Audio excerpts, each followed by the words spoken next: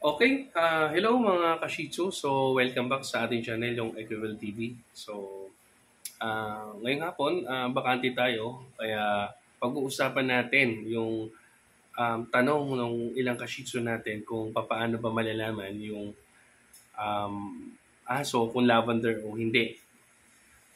Kasi maraming naguguluhan. Yung kulay kasi ng lavender, hindi siya nalalayo doon sa choco liver na kumupas. May mga klase kasi ng choco liver na kumupas lang, nagmukhang white, akala ng iba lavender. Ang unang-unang tatandaan ninyo mga ka-Shih Tzu, para malaman ninyo na lavender yung aso nyo, dapat tuta pa lang, makikita nyo na. Ganito ang itsura kapag lavender, pag tuta pa lang. Yan. Tuta pa lang, matutukoy mo na lavender. Hindi mo na kailangan mag-antay na lumaki, pumupas yung kulay para sabihin lavender yung puppy o yung Shih Tzu ninyo.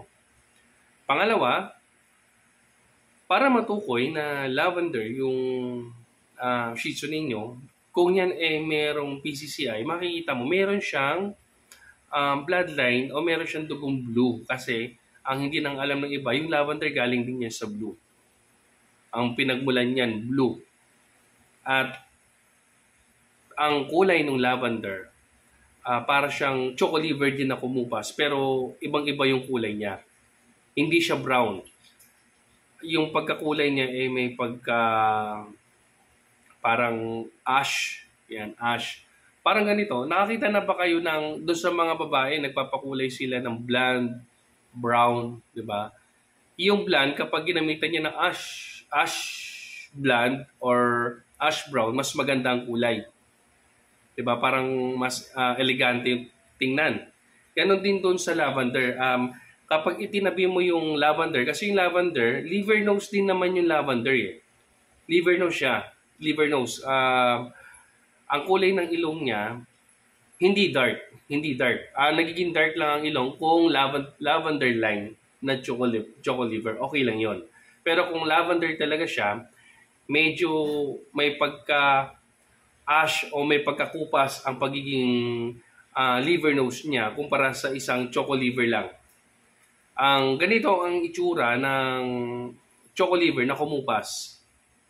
Yan, nag-fade siya kasi kakagroom. Yan, namuti siya. At ito naman yung lavender. Ayan ang itsura niya. Yan. Ang ganda ng itsura niya, di ba? So, makikita mo kagad na napakaganda niya. Mapapansin mo talaga kagad siya. At doon sa mga ilang breeder na tinanong ko, sabi nung isang kakilala kong breeder, kaya daw tinawag na lavender yan. Kasi doon sa microscope, ang kulay daw niyan, pag tinignan mo, lavender daw talaga. And yun ang paliwanag nila. Hindi ko pa nakita sa microscope eh. So, pumasi lang ako doon sa kausap ko na nagbe-breed din ng lavender. So, yung lavender, hindi siya kumupas na choco. Tapos naging lavender. Ang lavender talaga siya. At habang tumatagal, habang nag-fade, ang lavender, paganda siya ng paganda. Hindi katulad ng choco na habang tumatagal, nag-fade yung choco, pumapangit, parang nagiging puti. Ayun ang pinagkaiba nila. At yung lavender, isa sa mapapansin nyo sa lavender, yung kanilang talampakan, kakulay din ng kanilang ilong.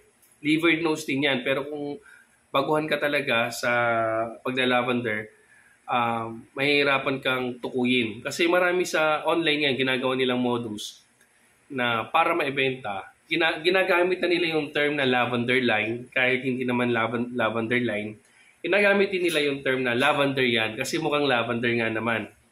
So yan ang ginagawa nila, ginagamit na nila yung term na lavender, kasi alam nila na ito na yung patok sa market, yung lavender o yung blue. Next time, pag-uusapan natin tungkol dun sa blue.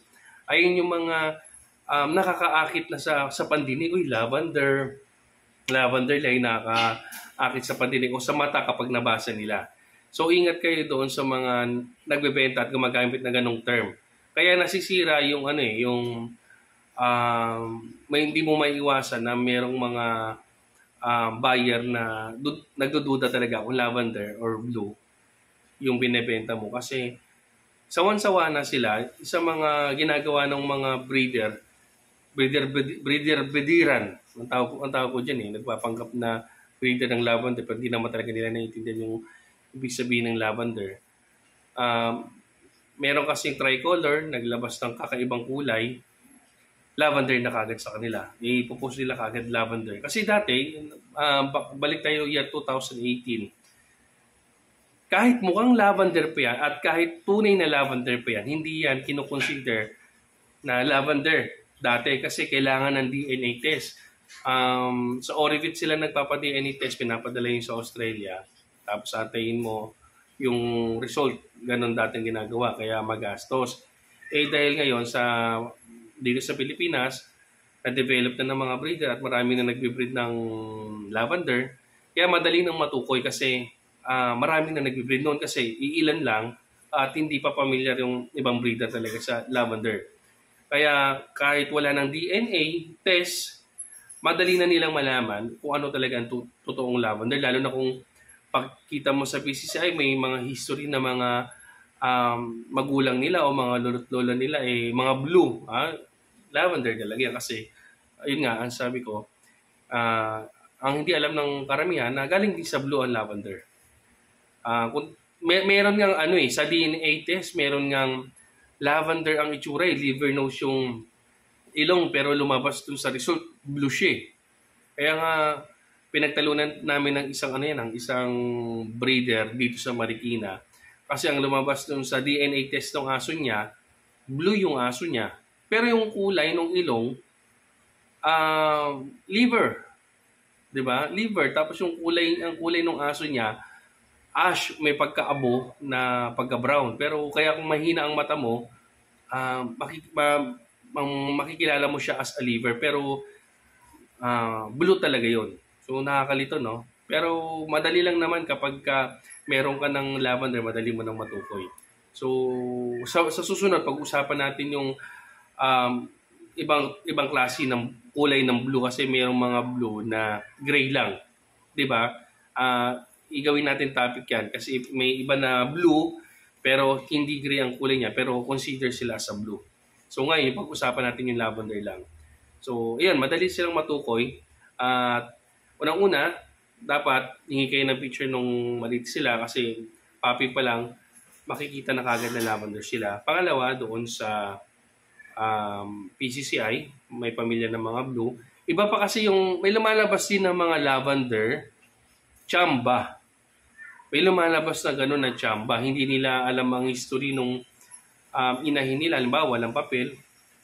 Tapos, siguro baka blue line or may lavender line. Parang nagbanggaan, chambang lumabas. Dinideclare nila na lavender yun. Pero medyo mahirap sumugal pagka gano'n na chamba yung labas. Kahit sabihin natin totoo siyang lavender, mapusyaw yung dugo at saka syempre yung ilalabas yung pera, hindi dapat magkasing value yun. Kasi iba yung lavender na produce mo, ang tawag doon solid, strong lavender. Ito yung isang lavender. Sandali.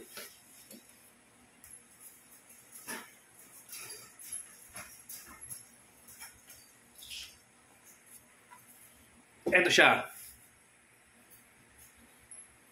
Ayun yung ilong. O yung kulay niya, hindi siya choco.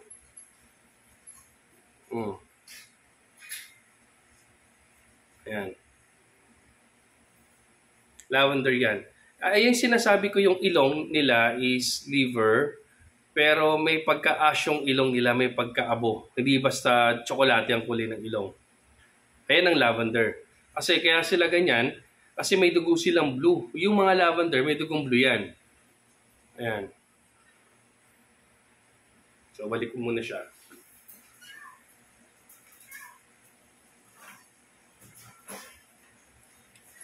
Tapos yung mga nagtatanong na, sir, ano yung white lavender? Ang totoo, yung white lavender, galing yan sa strong lavender, tapos ibinangga nila sa liver white. Yung liver white, Una, maglalabas siya ng mapusyaw na liver o ng parang may pagka-choco. Tapos ibabangga ulit nila yan sa lavender hanggang sa paulit-ulit hanggang sa mas mapusyaw o mas maputi na lavender ang version nila. So, maganda din naman ang mga white lavender na yan. Pero para sa akin, sa opinion ko, kung magtitimpla kayo, magbe-breed kayo, mas maganda ang kunin ninyo yung solid strong lavender na. Mas malapot kasi ang dugo ng lavender kumpara sa white lavender. Yung white lavender mas malapit na siya doon sa sa white na nilagyan lang siya ng bloodline ng blue at saka liver para matawag lang na white lavender. Pero sa PCCI, ang tawag lang talaga dyan pag liver nose is liver white. Pero dahil alam natin at may nagbi-breed na ganyan, matutukoy talaga natin silang white lavender. Madali lang magpalabas ng white lavender kung meron kayong lavender, strong lavender, lalo na kung solid strong lavender. Madali na lang maglabas ng white lavender. Kasi ang white o yung liver white, yung kulay na white kasi, madali yung mag-blend sa kahit anong kulay. Nag-a-adjust yan. Kaya yung iba, may nagsabi sa akin na white lavender, yun ang gagawin nilang inahin. Okay, choice nila yun. Kaso nga lang, katagalan, baka white na lang talaga ilabas niyan. Yung white lavender, malabong maglabas ng solid blue. Kasi papusyaw na siya eh. Kaya kung gusto niyo na nasa inyo pa rin yung ika nga yung parang lapot ng dugo, doon kayo sa blue lavender or white, ang ibig ko sabihin, lavender blue. Iba na yung tinatawag na, kaya naman siya tinawag na lavender blue kasi carrier na rin naman siya ng blue. At kaya ko naman sinasabi na maganda ang blue lavender kasi nasa kanya na yung dalawang rare na kulay eh. So, dito kayo mag-start kung gusto niyo sa lavender. Yan. Madali siyang tukuyin. Kasi merong iba na white na medyo may pagka-cream, idinideclare nila as white lavender. So yung iba naman, dahil maganda naman talaga kasi ang white, kahit hindi white lavender yun, tinatangkilik. May makikita kayo online na nagpapastad, white lavender, pero totoo hindi naman talaga white lavender yon. White lang yon na liver nose. Iba yung white lavender kasi meron akong kakilala na nagbe-breed talaga sila ng white lavender. At yung history talaga, kung sa PCC, makikita mo, gumagamit sila ng blue na liver line. So yung white lavender nila, hindi lang basta white lavender yan. Carrier talaga yan ng mga, galing talaga yan sa blue. Eh kung makikita mo sa history, na puro white lang, white, tapos pagdating sa kanya is white lavender. Saan siya kumuha ng Saan siya kumuha ng lavender, di ba? Eh galing naman kasi ang lavender sa blue. Kaya para mas mataas yung tsansa na sigurado kayo doon sa isang materialis ninyo, dapat makita doon sa PCCI na may dugo siyang lavender o di kaya yung isang specific na aso doon, yung pangalan, kilala. Halimbawa, sabihin natin si Tamiya, kilala siya, halimbawa na lavender, kilala siya doon para matukoy na talagang may pinagmulan yung pagiging white lavender niya. Na gets ninyo mga ka-Shih Tzu. So, maganda ang white lavender. Kaya lang naman ginawa yung white lavender na yan kasi yung white kasi, maganda talaga yung white. Ang problema sa white, dumihin sila, nag-yellow yung mga dito nila, konting lang. So, ang ginagawa ng iba, kailangan i-groom para bumalik yung kulay. Eh, yung white lavender, medyo may pagkaabo na kasi ito eh. May pagkaabo. Ito yung white lavender, yan. Ang ganda, di ba? So, makikita mo naman sa mata nila. May ang iba kasi ang mata kasi ng white lavender. At saka yung lavender, magkahawig yan. Ang ganda nila, di ba? Yung lavender at saka yung white lavender. Pero kung gusto niyo mag-produce ng white lavender, mag-start kayo sa lavender. Strong lavender para yung magiging produce niyo, yung mapoproduce nyo sa future, malapot yung bloodline. Kaya yung lavender, ipares mo yun sa white lavender. Naku, ang ganda ng ilalabas niyan. At saka yung lavender kasi, habang tumatagal, habang kinakalbo yan, paganda ng paganda yung balahibo. Ayun ang pinagkaiba nila doon sa choco liver na kumupas lang. Kasi yung choco liver na kumupas lang, tulad ng sabi ko kanina, habang tumatagal, papangit na papangit yung kulay niyan. Paputi na paputi, papusyaw na papusyaw. So, ganun lang kadali para matukoy yung lavender at yung choco liver na kumupas.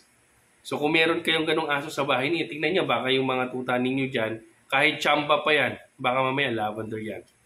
'Di ba? So, ayan. Sana may natutunan kayo dun sa pagtukoy kung paano malalaman kung lavender o hindi. Thank you.